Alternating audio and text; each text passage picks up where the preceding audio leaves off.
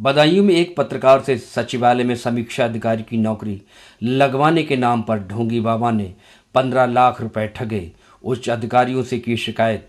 बदायूं के थाना वजीरगंज क्षेत्र के वजीरगंज कस्बे के रहने वाले सौरभ शंकदार पत्रकार हैं। सौरभ शंकदार बदायूं की आदर्श नगर कॉलोनी में किराए पर रहते थे। उन्होंने शनिवार को बताया कि एक साधु उन्हें 2018 में बदायूं शहर में मिला था। मकान मालिक के बड़े भाई के घर में विनय तिवारी गीता पाठ कर रहा था। उसने सौरभ शंकदार से कहा कि आप भी अपने घर पर गीता पाठ करवा लो, आपके घर में पितृदोष है। तब उन्होंने भी अपने घर पर गीता पाठ करा लिया। विनय ने उनसे 60,000 रुपये नकद लिए थे।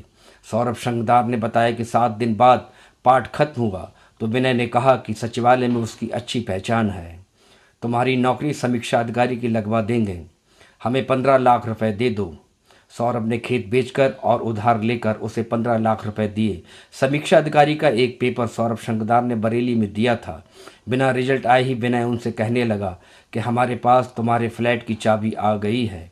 हालांकि आज तक न फ्लैट की चाबी मिली और न ही नौकरी।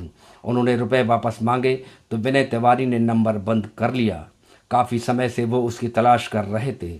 जब उन्हें पता लगा कि साधु के वेश में ढोंगी बाबा ने उनसे ठगी कर ली है, उन्हें पता चला कि हरदोई के कोतवाली देहात में सरोजनी नगर निवासी विनय तिवारी को बरेली के थाना बिथरी चैनपुर पुलिस ने उसे जेल भेजा है। उसने नरियावल निवासी महिला से लाखों रुपए के जेवर ये कहकर ठग लिए थे कि उनके बेटों की मौत होने वाली है।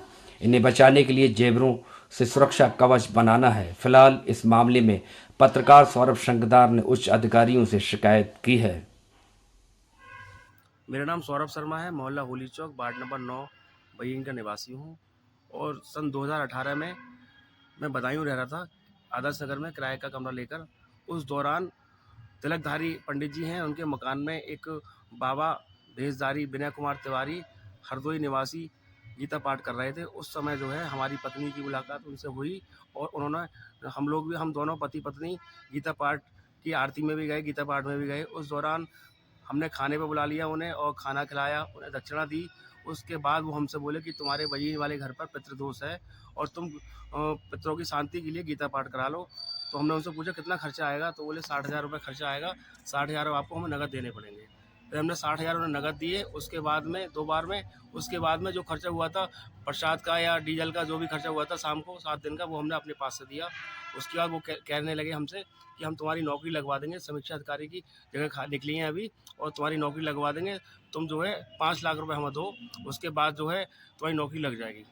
हमने कहा हमारे पास पैसा नहीं है, आप अभी अपने पास से दे दो, उसके बाद हम दे देंगे। बोले नहीं, मेरे पास पैसा नहीं है, मेरे पास वो पैसा होता तो मैं दे देता तुम्हारे लिए।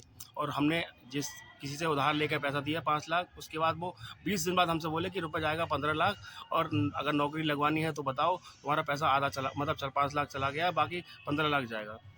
तो इस तरीके से उन्होंने हमसे 6 महीने में 5 लाख रुपए लिए। हमने कहा उनसे कि ऑनलाइन ले लो आप या चेक द्वारा ले लो, उन्होंने वो मना कर दिया। बोले हम कैश पेमेंट चाहिए हमारे लिए।